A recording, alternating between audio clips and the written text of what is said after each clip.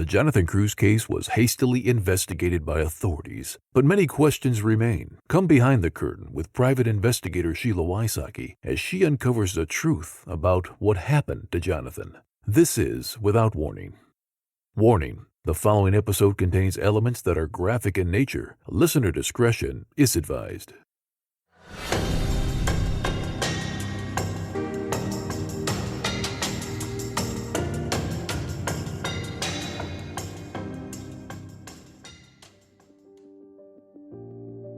So many of us have questions about Jonathan Cruz and the investigation. With the theme of pulling back the curtain, I thought I would have my podcast listeners listen to a session of my Patreon listeners. In this episode, Pam Cruz is my guest for a Q&A with my Patreon group. Pam is a strong voice for Jonathan that inspires many. The first question is from Kim, a new member in Patreon. I had just a couple questions that after re-listening to the podcast and then talking with everybody last week. Pam, I noticed it, or I heard something about there was a fourth pillow missing. Was that ever found? Can you talk about that or no? Yeah, I think that's probably in the public information. Yes, there was a missing pillow. Definitely a missing pillow. I washed everything Jonathan took to his apartment because he hadn't gotten a washing machine yet. So I took his pillows and put them through the sanitary cycle that my machine has, got them ready and took them over for him. There was definitely a missing pillow. And it wasn't found, I guess? No, and I asked the police, where's the pillow? And they seemed to indicate that they didn't know. And I said, did anybody check her car? And they said, no. And I said, did anybody check the dumpsters nearby? And they said, no. Did you check the bushes? No. They didn't check. I assumed it had been dumped. I mean, that's all I can think of. Pam, do you want to talk about where one of the pillows was found? Oh, that was very interesting. Yes. There's one pillow, if you look in the crime scene photos, that is kind of wedged under the door, the only door to exit and enter his bedroom. And you can tell that the door was kind of opened onto the pillow, which I thought was pretty interesting because in every one of her many various stories, she was the last person to enter the bedroom, wasn't she? When Jonathan was in bed. So if somebody opened the door, put the pillow across the bottom, and then opened it again after he was shot, it had to be her. I thought that was, and it was very clear. If you, I don't know if you shared the crime scene photos with them. Not yet, I will. Somebody was intentionally planning to muffle the sound. Nancy asked the next question. Nancy is a veteran Patreon member and actually a member of the same club Pam is, seeking justice for her daughter's murder. I'm fascinated. Could you tell us exactly how many pillows they were, what kind they were, and were there four of them, where they all were? Well, I wasn't there that day. Jonathan wasn't always the neatest about making his bed. So I don't know where they were in the room, prior to any crime scene photos. At my house, the only time his pillows all hit the bed was the day of sheet changing. So, I don't know where they would have been. Presumably the sleeping pillows would have been on the bed. I made some decorative pillows that he could put over the front if he wanted to hide his pillows. Those, I'm assuming, were stacked on the floor like he always did at my house. But when he lived here, the sleeping pillows were always right on the bed. And didn't you help him buy the pillows, Pam? Well, no, they were pillows from my house. I just made sure the kids all had an equal number of good pillows. But I know they were there because I washed each one with the sanitary setting on my machine and got those ready to take over. That's how I knew exactly what pillows were over there. I also ironed one of his shirts. I just made sure everything that went over there was really neat because he didn't have a washing machine yet. So I made sure he could at least have a couple of weeks of not thinking about anything like that. So it turned out to be beneficial because I know exactly what went in that apartment. Was it just a regular bed pillow that was under the door? Yes. And what kind of pillow was missing? He had at least 2 down pillows. I don't know what pillows they took away, but I did not get one of the down pillows back. So I believe we looked at this when I first took the case, and I don't believe they took pillows. The only thing that I have record of is that they took a section of the mattress. You're but right. not the Yeah. whole mattress. Yes. Some people from from our church helped John clear out the apartment and bring things back here. Regarding the statement that I saw online with the cutting that she did, is there any proof of that? Like, does she have scarring? And I don't, Pam, I don't know if you can answer that, but I was just curious to see, like, is there actual proof of her past abusive behavior on herself? There's proof in a couple of ways. Yes, there are scars. She always wore those tennis sweatbands on her wrists or long sleeve. But when Jonathan went out, it was one of his first couple of dates, he told me that he looked at her arms and she had marks all up them, which my daughter also told me that she had seen. But he told me he saw all these marks on her arms, and he asked her, he said he kind of just touched it and said, "What is this? And you don't have to tell me if you don't want to." And then also Matthew Kirk, he called the police, I think on at least 2 occasions, if I'm correct, and had her taken down to Parkland for cutting herself. And to answer that, there are other witnesses that have testified to that as well. The next question comes from Leslie, a veteran of my Patreon group. Who repeated to Brenda what was said at the funeral?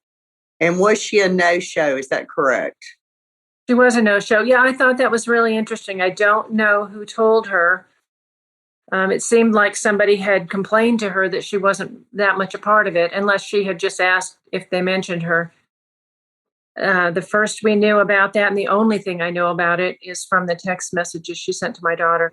Do we know that it seems like she really does a lot of lying? Have we figured out why she would lie about where she was born? It seems like a consistent thing with her. And I was wondering if there was any other information from family members, like her sister, that spoke. Well, we didn't ask her sister, did we, Sheila? We did. She said that she grew up in Oregon, right? Well, depending on who you talk to. Okay. The sister testified that she grew up in Oregon. I can't remember if she said she was born in Mexico or, you know what, Leslie, that's a great question. I'll go back and look. She was either born in Mexico or born in Oregon, one or the other. There were pockets of people that came over from Mexico and Oregon in the 80s. Interesting fun fact, there were attorneys back then in the 80s. You could actually buy a Social Security card. I've only seen a little bit of the crime scene photos because I didn't want to see Jonathan. But there's one where his arm is like it's out on the table there where his phone should have been plugged in. And it looks like some of the items are swept forward off the table, and maybe some things are swept backward off the table. And I was wondering if maybe people were thinking he had been feeling for that phone, and then she took it away and hid it. Like maybe he wanted to call 911. It would have become apparent to him pretty quickly that she was not going to get him help. So maybe he was trying to get help for himself. Caitlin is the youngest in my Patreon group and a veteran. She asked the next question. I think we were just talking about like how soon it was in the relationship when he gave her a key, and if that, like, had he ever given a key to previous girlfriends or? Well, he'd been staying with us until about a week before he was killed. So I don't think he gave anybody a key to my house, but I don't know how soon he gave Brenda a key. I'm assuming it was pretty early on because somebody had killed him within the week of the time that he moved into that apartment. And I know that she had a key. She gave it back to my daughter. My daughter said it was a little bit funny the way she gave it back to her because she looked around to make sure it was just the two of them, kind of went around the side of a car and then handed her the key. But she had told the police what? They didn't tell me a lot, but I think their reaction looked funny to me when we said something about her having a key. And she told Sharon that she did not have a key. First of all, she was in the apartment the night of the viewing. Somebody packed up a bunch of Jonathan's things into bags. And she wrote to me telling me that she had been sitting in there every day after he was killed. It was very clear she had a key. She helped him find that apartment, but looking for apartments. She did, and I did, yes. At a certain point, John went over and just got the locks changed because it was apparent to him somebody was going in there. And she wrote, I think it was to my daughter afterwards, shortly after, complaining that the key didn't work. And that's when she gave her the key. So I want to clarify, I think in the notes that we have, she also told the police that she did not have a key to the apartment. So they were surprised when she gave Danny the key back, from what I have. And that's the other thing I wanted you to talk about, is the night that John went in there and somebody was in the bathroom on the night of the memorial. Yes, we couldn't find some shoes for Christian to wear. So John thought maybe Jonathan had accidentally scooped up Christian's shoes with his own when he moved. So just on the way to the church, they stopped by the apartment. And he said, as soon as he opened the door, it was apparent somebody was in the bathroom. There was a light on in the bathroom and the water was running. And so he knocked on the door, and I think she didn't answer for a while, but finally she admitted that she was in there. Can I clarify this? Because I'm sorry to be so picky, but I want them to hear. John said he was about to call the police if they didn't identify themselves. Oh, I didn't even know that. But I do know that he asked her if she was all right, and she said yes.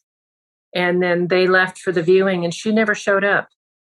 And that night, Emily and Jacob drove back that way, and the lights were still on at the apartment. That's also in my notes. Police just left it open like that for her to go back and forth in there. Who knows what was there was water running in the bathroom. What was happening in there? That should not have been allowed to happen. Jason asked the next question, a veteran of my Patreon group. With the 911 call, I've gone back and listened to it I don't know how many times. And people talk, they can hear Jonathan in the background. I cannot hear him. Is there a time of death that would coincide the same time? Like his death would have been around the 911 call? I could answer that, actually, Jason. So the police got there. They got there about, let's say, 11:35. Prior to that, there was a neighbor who has testified under oath that she heard a shot 10 minutes before 11, I believe. She knows the time because she was just getting off the phone, and I will be putting that on the podcast because her testimony is amazing.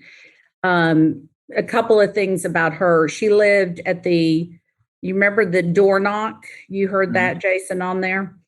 That Yes. was her apartment, and she and her boyfriend lived there together. There was the knock, and she didn't want to answer it because she heard a shot before then. And she was worried that somebody had a gun, obviously. And so she told her boyfriend not to open the door. Then, of course, everything happened and they stayed in their apartment. The police never, ever, ever, listen to me, never, ever knocked on the door to get her statement that night or her boyfriend's.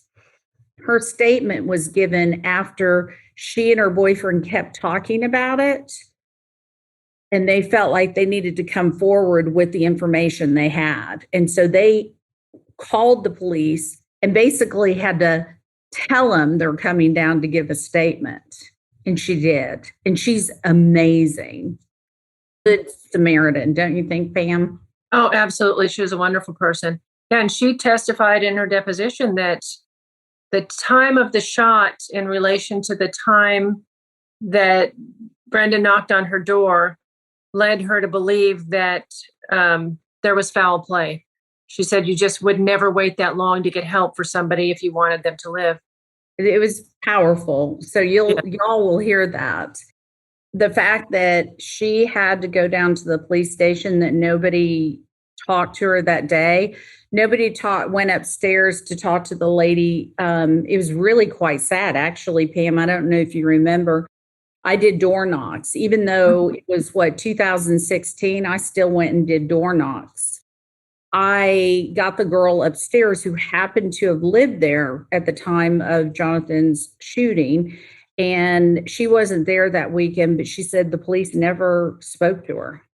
They don't know she wasn't there. Yeah, I don't understand that because they called Jonathan's friends in to speak to them. I thought that was interesting. They talked to all of Jonathan's friends, none of Brenda's friends. While you're thinking about that, let's take a commercial break. Did you know that the popular horror movie Scream wasn't just some made-up story from the mind of a creative screenwriter, but it was actually inspired by the real-life crimes of the Gainesville Ripper? Moms and Mysteries talk about this creepy connection in their recent episode based on true events, along with a few other scary movies that have a basis in reality. It was truly fascinating and maybe a little terrifying. Moms and Mystery is a true crime podcast hosted by quick-witted friends Melissa and Mandy. Formerly known as Moms and Murder, highlights a real crime every Tuesday. The moms balance their delivery of facts and levity, making you feel like you're sitting in the same room having a conversation with them. A new year is a great time to start adding new podcasts to your rotation, and with over 260 episodes to binge, adding Moms and Mystery to the list is a no-brainer. Whether you're looking for something a little more true crime light or something more serious, Moms and Mystery is sure to have something that catches your interest. Subscribing to Moms and Mystery is as easy as searching their name on whatever app you're listening to this podcast on right now. That's right. You don't even have to turn this one off. Just open your podcast app of choice, type in Moms and Mystery, then hit subscribe. That's Moms and Mystery anywhere you listen to podcasts. John mentioned this in the podcast about the depositions. And as he said, the first set of deposition, besides Padrone and Maria Cha, they at least gave some information. But the second set, do you want to talk to that? Oh, yeah, they all indicated that they'd never really asked her about it, that they had never had a conversation, maybe even with anybody about it. They were all just very vague. They didn't know anything. They hadn't spoken to anybody. And what I thought was really funny was that each one of them, because they were all, done individually, nobody heard each other. Every one of them, as they got up and walked out of the room, said, "Sorry, I couldn't have been more help." And it felt weird. It felt almost like they had all been told to say that. It was weird because the first ones all had some pretty specific details that she had shared about that night. And then the next group knew nothing, had never bothered to even really ask the question. They just weren't curious. I've never heard of anybody being that close to a death and not asking, not wanting to know what happened. And if the person's all right, how are they doing? Brenda was a bridesmaid in Allison's wedding, Allison and Alex, part of the family. So she was in that wedding. Who else? Shirley, the judge's wife. She didn't know anything, correct? I don't think she did. One of, Allison, her daughter, and Shirley each testified. And one of them said that they had never spoken about it with each other. And the other one said, yes, they had spoken about it together and come to the conclusion that Brenda didn't do it. But one of them obviously out and out lied, said, we've just never spoke about it. I mean, that's impossible to believe. Well, it's also contradicting each other. So yeah, Shirley really taking care of Brenda after, making sure she went places, that she was having fun, that she was looked after. So there's definitely some either not good memories or some changing of facts. The other thing I thought was really interesting, if I can just throw something in, is that both Henry Sue and Shirley had said to us, that they had been concerned about Brenda before Jonathan came along, been concerned about the state of her mental health, that if anything, that she was just basically on the verge of snapping. And they were worried that if she had anything happen in her life, she might just snap. They did not recall that in their depositions. It's Padrone, right? Is that how you say his name? Padrone. He had dated, and dating is a general term, gone out with Danny 2 or 3 times. And seeing him in the deposition, he was the most disrespectful person in that process. I was embarrassed for him, his family, integrity, everything. I was too. It was very concerning. I've never seen that side of him before. I was absolutely shocked. Just absolutely shocked. If he had been like that and ever showed up at our house to get Danielle, we wouldn't have let her leave the house with him. It was just, I don't know what happened to him. How, as the mother of the victim, how does that make you feel that people are conspiring not to tell the truth or tell what happened? It's absolutely shocking. I can't imagine ever doing that. I mean, it's just mystifying. That was one of the most hurtful things about the aftermath, because we'd been going to that Kung Fu school for years. We thought everybody was our friend. I remember Danny said that she couldn't wait till the day they all found out the truth, because we were told by the police to keep quiet. So we just kept our mouths shut and kept our eyes open. And she was really looking forward to the day when she would be vindicated, because those people were sheltering Brenda and being not hostile to Danny, but it was like everybody took Brenda's side, even though we hadn't even let on that we thought anything was amiss, That was really hurtful. And then to find out when there was suspicion that they all really rallied around her, I can't imagine. I know that none of my children would have done a thing like that. I don't know how you raise somebody that could do a thing like that. I don't know why you wouldn't just tell the truth. If I thought somebody might have done something like that, I would want to tell what I knew. So either they could be exonerated or they could, face the consequences for what they'd done. I think maybe Lucas said it the best. And it really reminded me it reminds me so much of the Manson family. But kind of towards the end of the deposition, and I'm going to paraphrase, but just gratuitously, with not having been asked a question, he kind of started saying, you don't know what it's like to always want to belong to something. And then finally you're a part of something. You're part of a group or part of something, and you just don't want to see it end. That's a paraphrase. But basically, I took it to mean he was explaining why he was taking the deposition the way he did. He was somebody that Danny was very close to. He was one of her partners. I think he was her main partner when she did this lion dance show. She really trusted him. He's a teacher. And so when he did his deposition and basically was, you could tell he was following the family line rather than just saying what he could have said. And then he just blurted that out. And I think maybe the guilt was too much for him.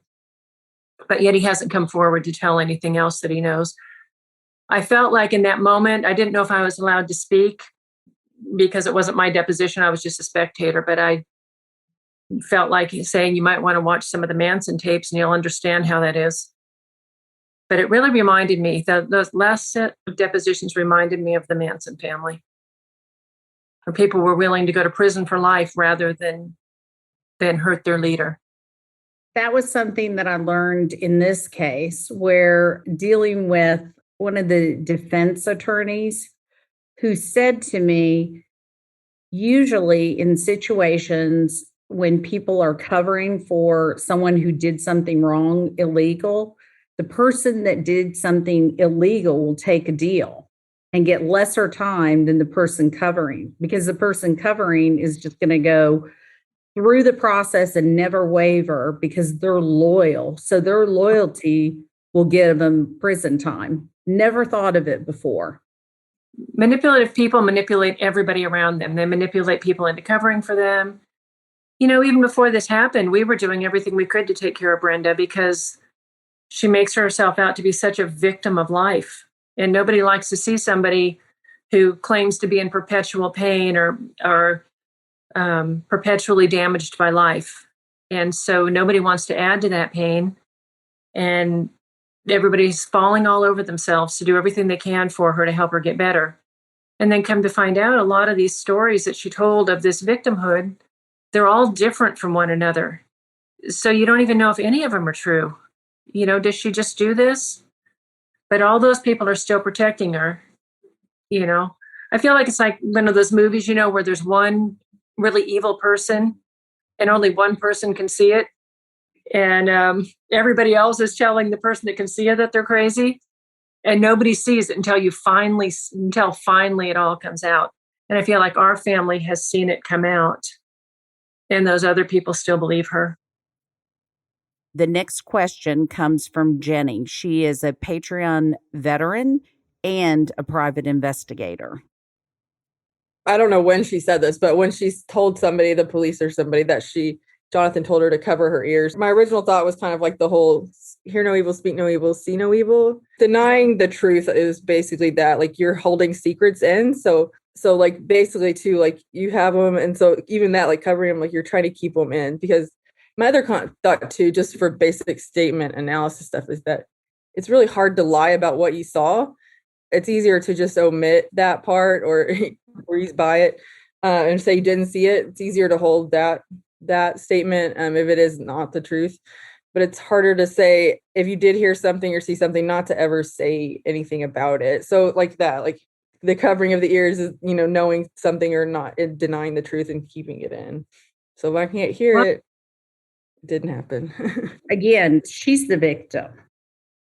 Yes. She's the one. We don't want to hurt her ears. Yeah, he loved her so much. She was the most important and special thing in the whole world. And, he could die, but he wouldn't even want her to have a loud noise in her ears. Even though in her first story, she claimed to be in a whole other room. Yeah, so when I say that too, when I'm thinking of like what that means, I don't think that he told her that. I don't think we that's don't the truth by any means. I think that we have the need to tell, to talk, right? And tell that it's hard to keep in the lies or what we're hiding. So I think it's interesting what comes out when you are hiding those things, and that you can kind of see through examples of different cases that sometimes it's the same thing. And look at in the 911 call when they said, did he do it on purpose? And she said, no. And then she said, yes. Hey, cover your ears and then accidentally shoot yourself. That is a key point in this whole case. She says he didn't know that there was a bullet in there accidentally. That's some of the stories that are going to be told. If he accidentally, and he didn't know the gun was loaded, even though all of his guns were loaded and had safeties on. I don't know if you've talked about the magazine being hidden. I haven't gone through that yet, but go ahead. Why would he hide evidence? The magazine was hidden. The phone was hidden. That is just weird. And he was really picky about his clothing. He liked to get so dressed up all the time. And he had 2 drawers of ties where he didn't fold them. He rolled them into these little rolls, and then he had them all neatly placed in this drawer with 2 top drawers in his armoire. The greasy magazine was shoved under those. There's no way he would have put that under there. And there's no reason he would do that. If you're going to shoot yourself, and you're definitely not going to limit yourself to having only 1 bullet and then shoot yourself in a really stupid place that's way more likely to leave you alive and paralyzed than to leave you dead. Shooting the way he was shot, if somebody would, and then you think she's going to call the police, right? You're shooting yourself. There's somebody in the apartment. They're going to call the police. You're going to shoot yourself in a way that he would have lived probably if she'd have called right then. They had they had maybe 20 minutes before he passed away. If they had gotten there in 10 minutes and been able to do something, who knows? Or 5 minutes. Hi, Pam. My name is Lana. It says, so my question was actually kind of along those lines about CPR. Did she know CPR? I don't know that. She was a teacher. Yeah, so I don't know how it is there. I'm in Canada. I'm the Canadian here.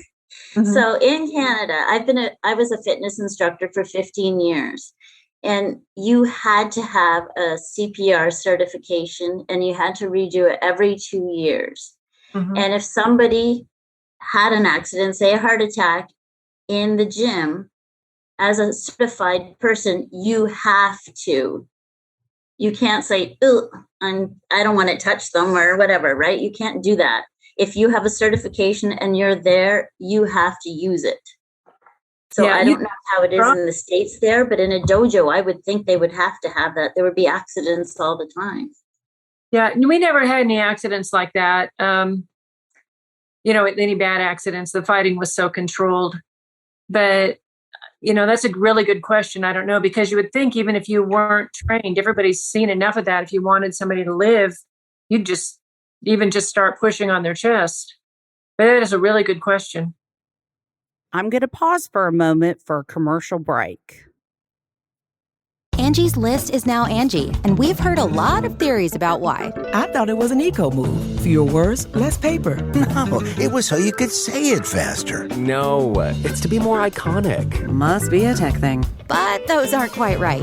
It's because now you can compare upfront prices, book a service instantly, and even get your project handled from start to finish. Sounds easy. It is, and it makes us so much more than just a list. Get started at Angie.com. That's ANGI, or download the app today. Sue, who is a veteran, asked probably one of my favorite questions during the session. When it comes to those text messages of trying to get people to lie and not come forth, where is the line for tampering with witnesses? Pam, don't you think that may be one of the greatest questions right now? Yes. Okay. Yeah. So it's very interesting how it works. So people came into the deposition. We suspect, let's use that word, that they committed perjury. Now, the trial's going to be January 12th. That may be their day of reckoning. Not sure. But these people, interesting, all the different jobs these people have. It's everything from people that have secure clearance, people that, run for office. These are professional people that know better, especially if you have a secure clearance. That's a big deal to go in and not tell the truth. If they didn't tell the truth, their text messages didn't line up to what they were saying, but that's for a judge, not for us. What were your thoughts about that, Pam? Well, yeah, we caught Maria red-handed. She told Tom she had no texts and emails with Brenda. And Tom handed us her phone, and you and I together photographed. We couldn't even, in the amount of time we had, which was quite a while, we couldn't even photograph all of the messages she had. And they were messages very much about the trial, talking about, events of that day, talking about how they were going to have just Danielle go to keep going to the Kung Fu school, but not me. And everybody had been told what to say to her. They had this whole, global plan to manipulate something out of Danielle. I guess they thought she was like them, that she would have betrayed her brother to be part of a group. They didn't know her at all. So there were text messages telling people, giving them directive to lie under oath? I don't think there was anything specifically saying to lie under oath. They were directing behavior, let's say. I'll post them. We have them. Yeah. Public information. There were some running around, like saying who'd been served, process servers. They were out when they were coming. The most disturbing to me was the plot to basically brainwash Danielle. They planned a 21st birthday party for her. I'm very disappointed because it was planned by an attorney. And I suspect what they wanted to do was get her very, very drunk and get information out of her, because this attorney had been pumping Danielle for information, acting like she was her one true friend and was totally on her side. And from what we can tell, whatever she got out of Danielle, she was telling to Brenda. And then they were going to have this big birthday party and take her out to all these bars and get her really drunk. And I insisted on going. Then nobody wanted me to go, but there was no way I was letting her go. And they tried to separate us. They made me ride with Alex in a separate car while they all went in a bigger car with Danielle. And then they took her out. And she was 21, so I let her do what she would have done if I wasn't there. So she drank and drank and drank. I'm glad I was there because nobody put an eye on her to make sure she was safe except for me. But they just took her out and, got her as drunk as they could. And then I just took her and took her home. But I'm sure if I hadn't gone, it would have been a whole different story. Just a lot of, just really and for an attorney to do that. She was the same attorney in the deposition that knew that there was an underage minor in the room with Brenda and did nothing, which again, as an attorney, it's kind of, you expect better behavior from an attorney. Not that, we've seen evidence that doesn't always happen. Yeah, I don't know if she is supposed to say that. Same attorney that admitted under oath that it was her belief that Brenda had killed Jonathan. And not only was it her belief, but she had also told her husband, apart from anything we'd asked, that she believed she killed Jonathan. And yet she kept going to that school and keeps sending her children there, young children. She was worried about being ousted from the school. And that was probably the most shocking for me, that you would care. But, that family, that group. The family is very important. Henry said to me a few times leading up, keep the family together. Keep the family together. When I told him we were leaving the school, which was because they had an attorney advising them, I'm sure that they knew the 2-year mark was coming up for us to file suit. It was just before the 2nd anniversary. He came up to me and said, keep the family together. And I didn't quite know what that meant, but I think I do now. There were so many moments. He said something to the effect, I'm paraphrasing, you lost one life. You don't need to lose a second. What was it, Pam? Yeah, it's tragic what happened to Jonathan, but we don't need to destroy a second life. Danielle, a veteran Patreon member, a private investigator, and happens to work with me. Why was all the loyalty towards Brenda when you guys were just as much a part of the, the Kung Fu studio as Brenda was? Surprised me. Now, Brenda was always known to be, and this is what we were told when we got there, he was almost like a daughter to Henry. She was very, very special to him for some reason. And so Brenda always got a lot of leeway there.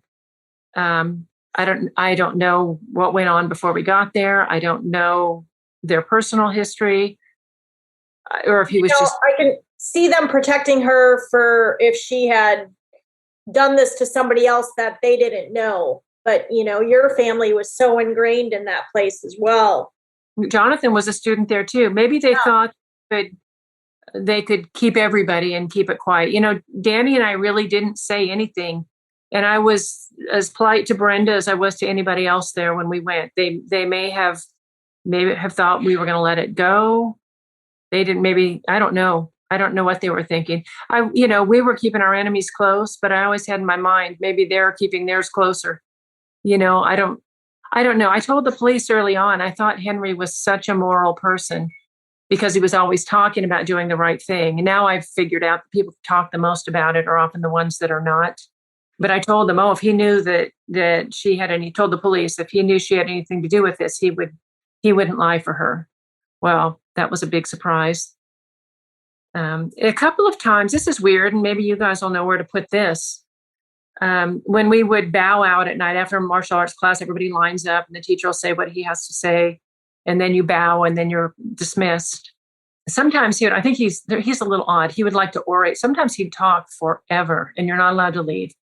He might go on for a half hour or more after class is over and everybody just had to stand there. But a couple of times he said, He wanted only moral people in his school.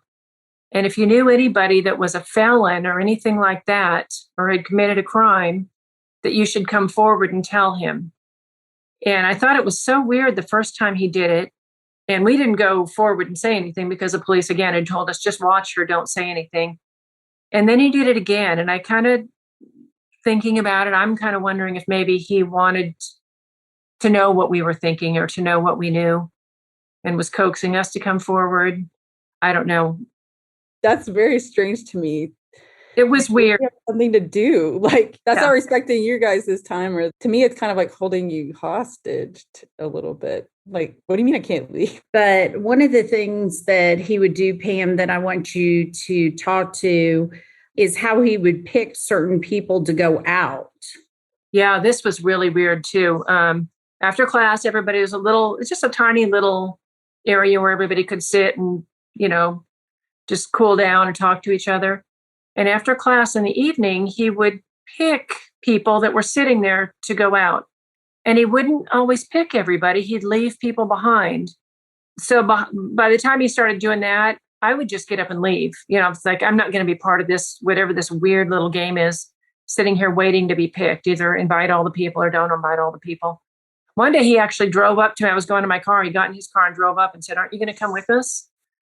And I said, "No, I've got stuff to do." He hadn't invited me. I mean, I got up and left before that. But it occurred to me much later, maybe that was some sort of wanting to make people feel special if he chose them. There were some adults there whose children were taking classes there that seemed to fawn over him like he was a celebrity. It was just so weird. And I kind of wonder if he was trying to foster that with everybody. Like, I chose you, you're special. If I didn't choose you, maybe you have to try harder. I don't know what it was, but it was really an odd and very rude thing to do, I thought, because then people would get up and leave, and there might be somebody just sitting there that had to go home because everybody was going to dinner and they didn't get invited. Which I'm glad he did at the beginning, because it taught me, do not leave Danny there alone at all. She was 16 or 17 when we started at that school. And very shortly after we were there, a really nice older gentleman passed away. And they had a funeral. So John and even went, our whole family went to the funeral.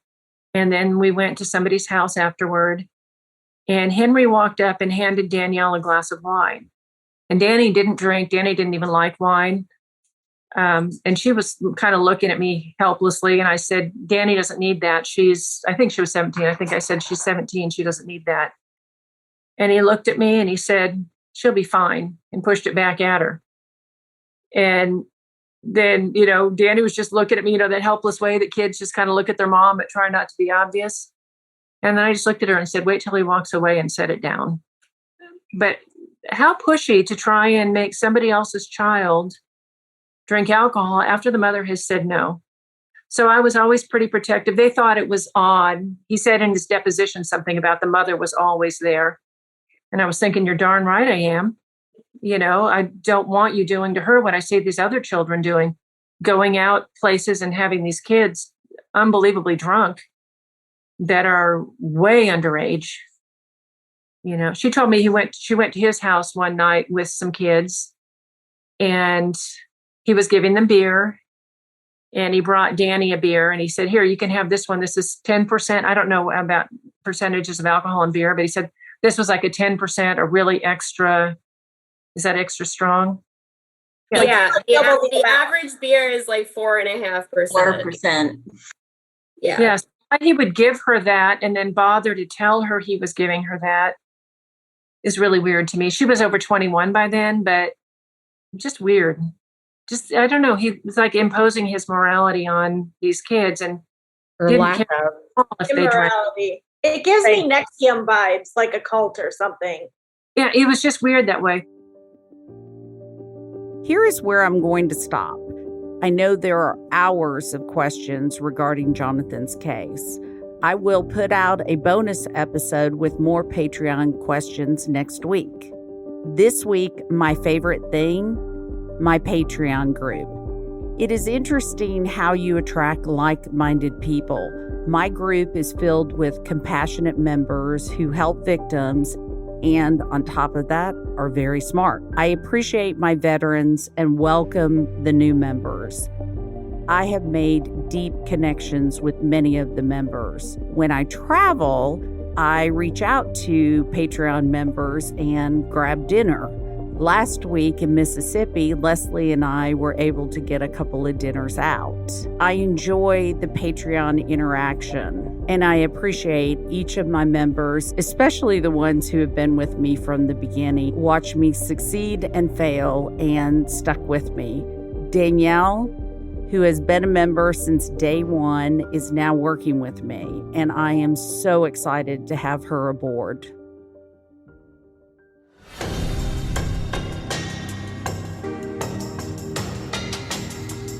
In every case, there is someone in the community who holds information that may be significant in solving a case. Relationships change over time, and many cold cases are solved when a former witness, friend, or relative is located who is tired of hiding information and shares that information with investigators. If you have any information about this case, please contact our voicemail comment line at 888-599-0008. You can leave an anonymous tip, or you can leave your contact information. We will call you back and speak with you directly. You can also email information to SHEILA@SHEILAWYSOCKI.com. Without Warning, Executive Director, Executive Producer, and Host Sheila Wysocki. Announcer Tim Evans.